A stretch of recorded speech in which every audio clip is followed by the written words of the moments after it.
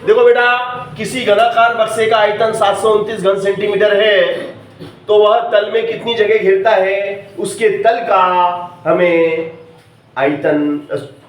क्षेत्रफल हमें ज्ञात करना है। जितनी जगह वो घेरता है वो उसका क्षेत्रफल कहलाता है।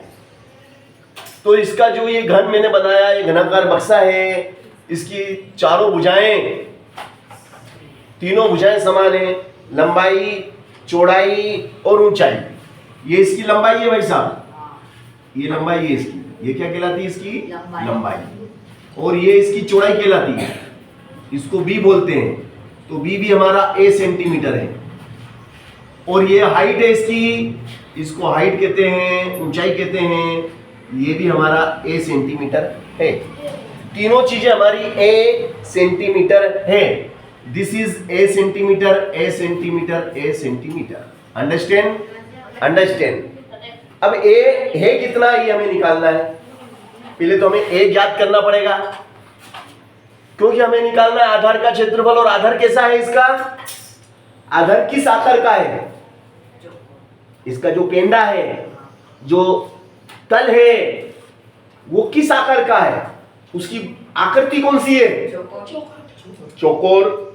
मगर गणित में क्या कहते हैं, गणित में नाम है वर्गाकार। गणित में नाम उसका वर्गाकार। चौकोर मुकुट तुम्हारे घर में, गणित में तो चौकोर नहीं बोलेंगे, गणित में वर्गाकार बोलेंगे। गणित में उसका नाम होता है वर्ग। ये वर्ग मतलब जिसकी चारों भुजाएं समान होती हैं, उसे वर्ग कहते हैं। तो ये जो चौकोर है इसका, ये वर्गाकार है। ये नीचे का जो तल है, ये जो पेंदा है, ये आपका वर्गाकार है। ओके? तो वर्ग का क्षेत्रफल निकालना है कि ये कितना स्थान घेरता है। इसके लिए हमें इसकी भुजा निकालना पड़ेगी। ए का मान मालूम होना चाहिए, क्योंकि वर्ग का क्षेत्रफल का सूत्र क्या है, वर्ग के क्षेत्रफल का सूत्र है भुजा गुणित भुजा। तो इसकी ये भुजा कितने की लंबाई की है, ये हमें थोड़ी दिया है, हाँ हमें आयतन दिया है। आयतन से हम ये निकाल सकते हैं। तो चलो, घन का आयतन का सूत्र किसको याद है, घन का आयतन का सूत्र 1 और 2। चल तू बता। ए क्यूब, सही बोला इसने। चल ए क्यूब है ना। v कितना दिया, v 7 to 9, v is 7 to 9 बराबर a cube. A cube, v is equal to a cube, तो v इज 7 to 9 हो गया। अब 729 किसका घन है, 729 किसका घन है, मैंने घन लिखाए थे, मैंने बताया था एक का घन होता है 8, 2 का घन होता है 27, 3 का घन होता है 64, 4 का घन होता है 125, 5 का घन होता है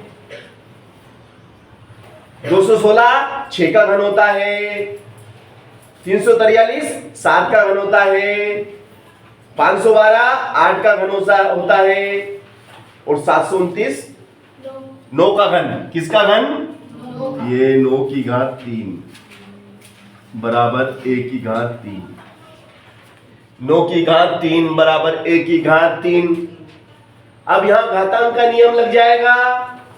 यदि घातें समान हैं तो आधार भी समान होंगे, यदि घातें समान हैं तो आधार भी समान होते हैं।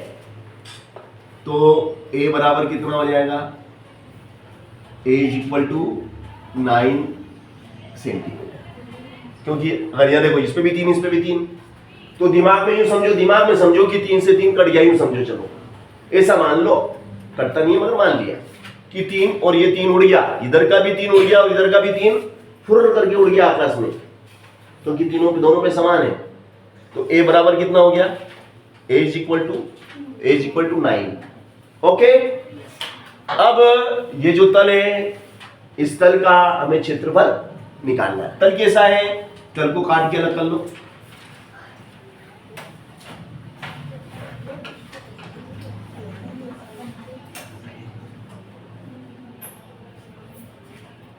ये तल है इसका, ये नीचे वाला तल है, चौकोर है ना ये, तो नीचे वाला ऐसा है इसका। तो ये भी 9 है और ये भी 9 सेंटीमीटर है। तो ये वर्गाकार है। ये कौन सा आकार है? ये वर्गाकार है। अब इस वर्ग का क्षेत्रफल, तो वर्ग का क्षेत्रफल बराबर क्या होता है?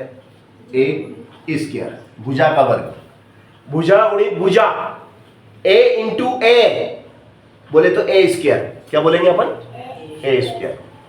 तो क्षेत्रफल को एरिया बोलते हैं और 9 की घात 2, ए मतलब 9, तो ये हो जाएगा आपका 9 गुणित 9। तो बताओ कितना हो गया ये? 90 90 81 है ना। और क्षेत्रफल में वर्ग लगाते हैं, वर्ग सेंटीमीटर। तो जो तल है, जो पेंदा है, उसका जो एरिया है वो 81 स्क्वायर सेंटीमीटर है। Any doubt? सरल के कठिन? बहुत ही इंटरेस्टिंग सवाल था।